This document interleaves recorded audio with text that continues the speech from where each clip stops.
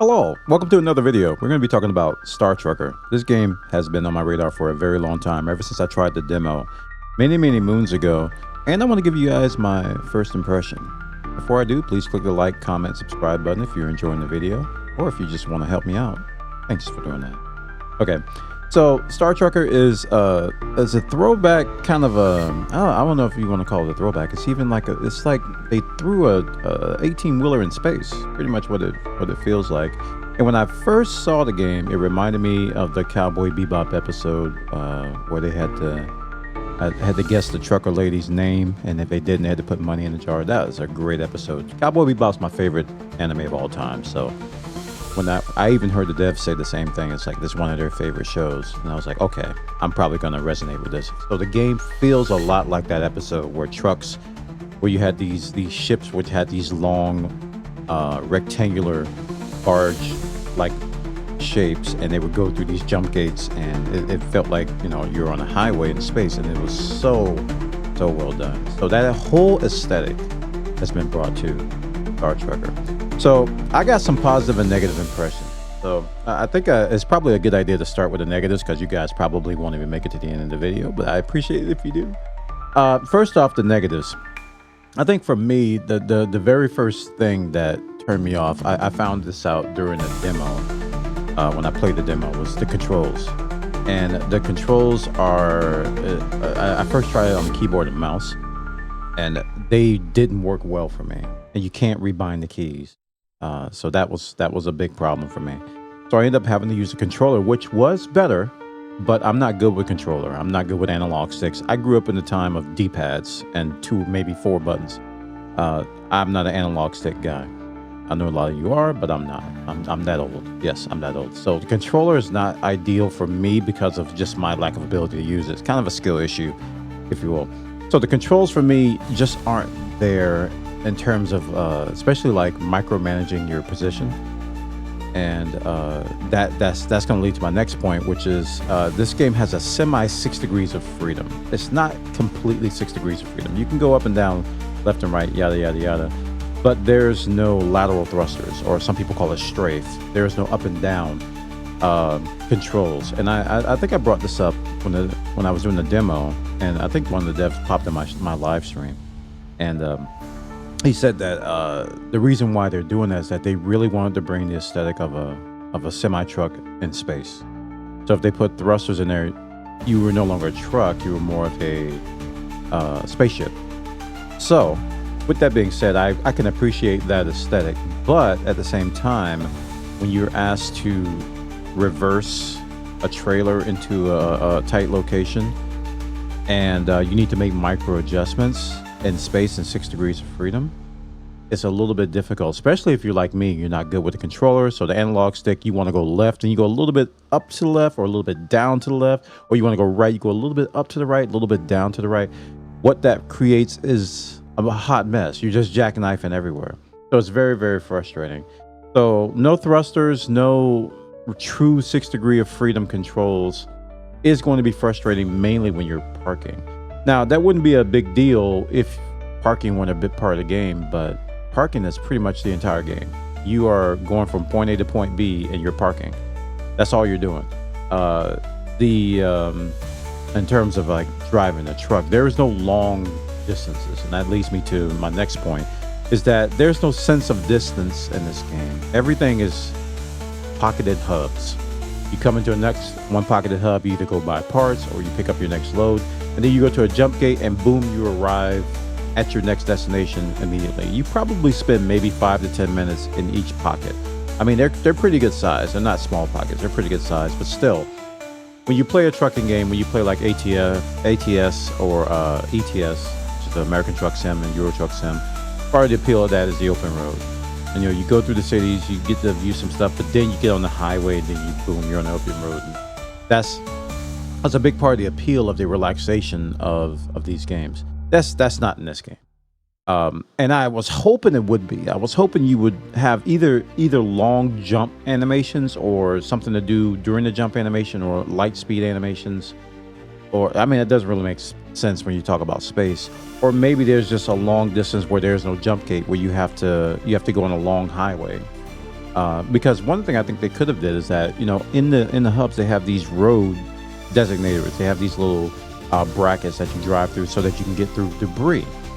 And I think they could have just did that for a really long stretch and just made like roads and artificially kept you on that. Like you could, like, just like an ATS, you can't like go off road and go anywhere. I mean, you can kind of go off road, but put a bunch of debris there, then put a hard wall there. That would have gave the game a little bit more sense of distance. It probably would have made the game a lot harder to make and probably a lot bigger too. So scope is a thing here. But to me, that's a negative. That's something that I really didn't enjoy.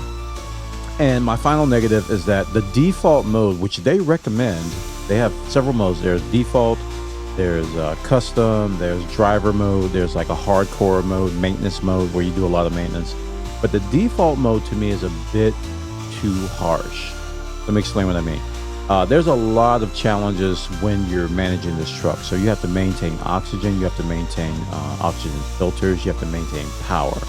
You have to maintain like these circuit breaker things. I don't know what they're called. You have to maintain those, and when they go out, you have to buy more and you have to replace them. If you don't, you suffer, you die, you lose money, blah, blah, blah. So the game throws that at you, and it gives you the pace at what it introduces you to you is not too bad, especially for those of us who played the demo where we learned the hard way how to deal with that stuff.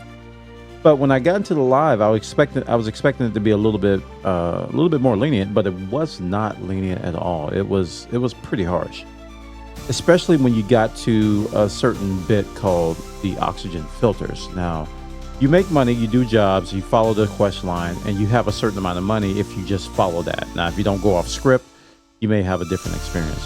But if you follow the script, you're going to get to a point where your oxygen filters just fail. And you have one extra, they give you one extra, you put that in there. But what they don't tell you in the game until you find out is if you have one good oxygen filter, that's not enough. You need two good ones. So when you replace one, the second one is like really low and your oxygen fills up. Like, okay, I'm good. Soon as that second filter hits zero, you start losing oxygen at an alarming rate. You start building up CO2 in your cabin, you black out, you die. And when you die in the game, you go into debt. You're like $2,000 in debt. The filters cost $2,500. So it's one of the more expensive, if not the most expensive item in the game. So that wall pretty much will brick your run unless you're willing to climb out of a hole. So that really deterred me from the game. Like I went through my run. I got to that point. I don't know how, I think I was playing a couple hours. And I was like, I just need to start over.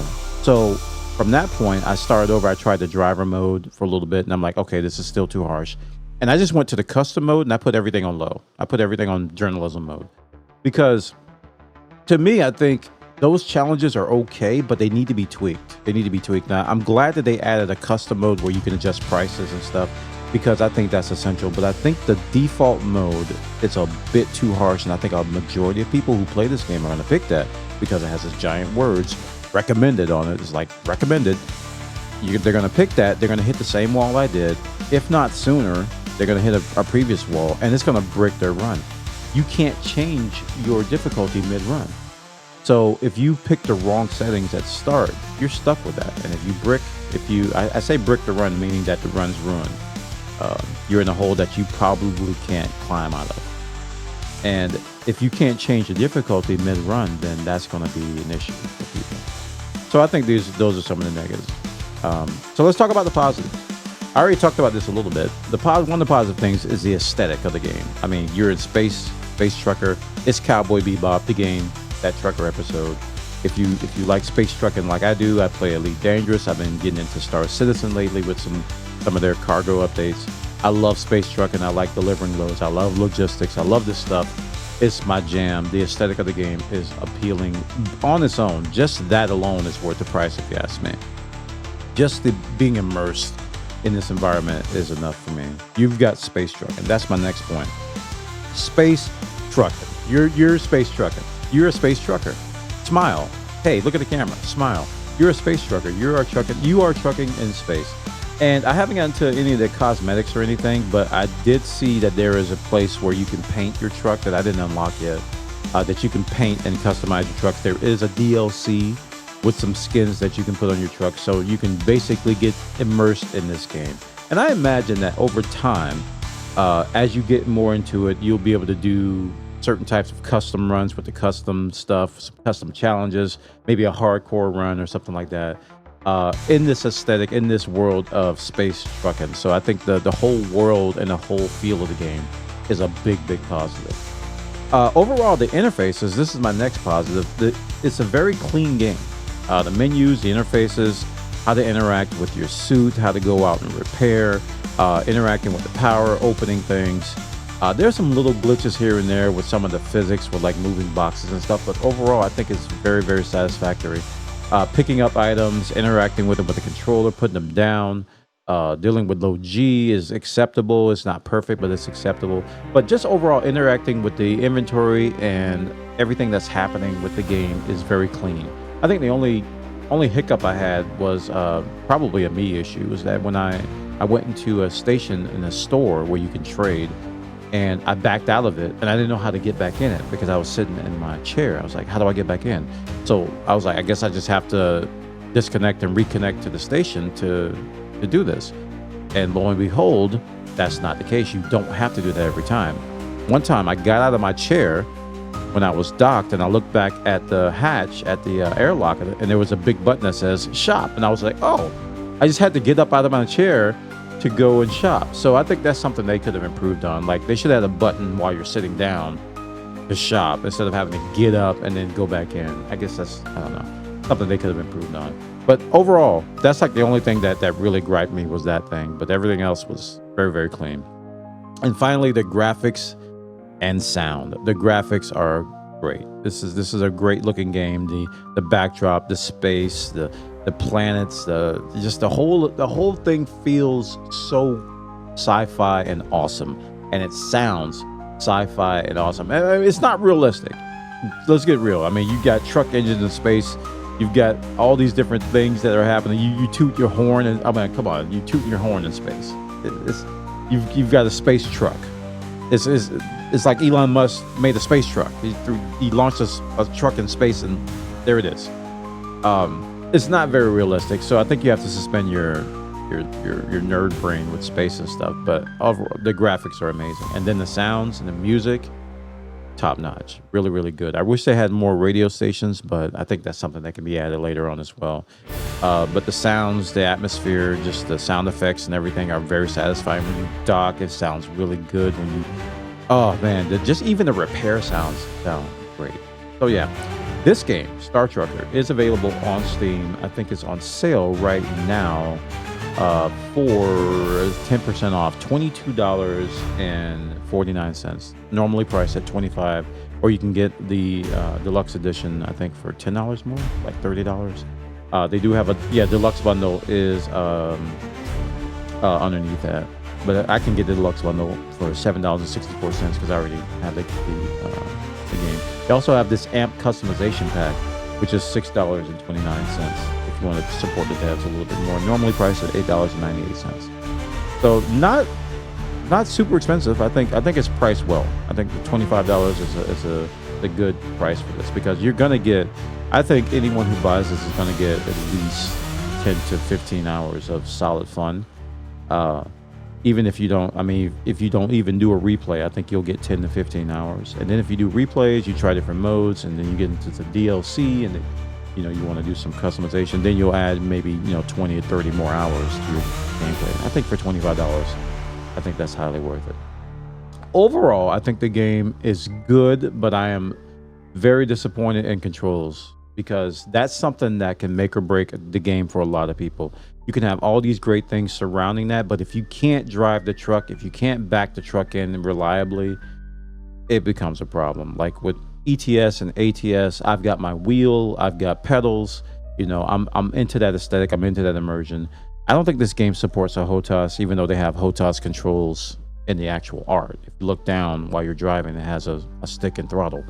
But the controls to me are a big deal. So when they add customized key bindings, I hope they do something about just the overall aesthetic of the 6 degrees of freedom, because that's where the game can get frustrating. Everything is great, but then you hit this frustration wall where you're trying to park over. and over and over and over and over again. And pretty soon you're just going to throw your hands up and say, forget this. I'm not going to do this.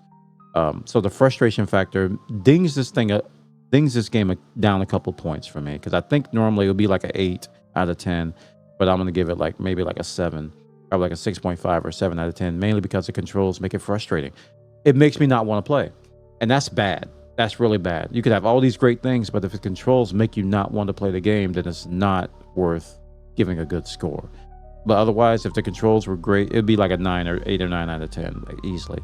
I'm still going to recommend it with the heavy caveat that if you're not good with a controller, don't get this. If you're not good with analog sticks and controller usage, don't get this. And even if you are good with controllers, but you've played Space Sims before and you crash a lot when you're trying to land your ship and stuff, and you have the trouble with that kind of thing, this is actually harder. If you ask me, this is actually harder because you don't have lateral controls. You don't have thruster left, thruster right. If you need to make fine adjustments to where you want to go, this makes it harder. So startrucker, man, go check it out. I'll put the link in the show description. You can go on Steam and check it out. This is not sponsored. I should have mentioned this earlier. They didn't give me the key. I bought this. Well, this was gifted to me by one of my community members. So money was exchanged. And I think you should check it out for those reasons. But otherwise, give it a wait and see what the devs do. See what they make of this game. See what they do with the bindings. Hopefully, they'll add some more control features that can make it a little bit better. Oh, I should note that they do have a generous docking setting on the custom thing. So if you suck at docking like I do, they have a generous option that makes it a little bit easier to dock. Highly recommend turn that on. Also, if you do play this game and you're unsure about the difficulty, just start with custom. Start with custom, put it on the easiest level, and if it gets too easy for you, then do a new run where it's harder. Because if you go too hard and go backwards, I think it's more discouraging than starting easy and getting harder as you go on. Thanks everybody for watching the video. Hope you enjoyed this coverage of startrucker. I like the game. Wish it improves in some areas though. Check it out on the link in the show description. And if you like the video, please comment, like, subscribe. I'll catch you guys in the next one. Take care.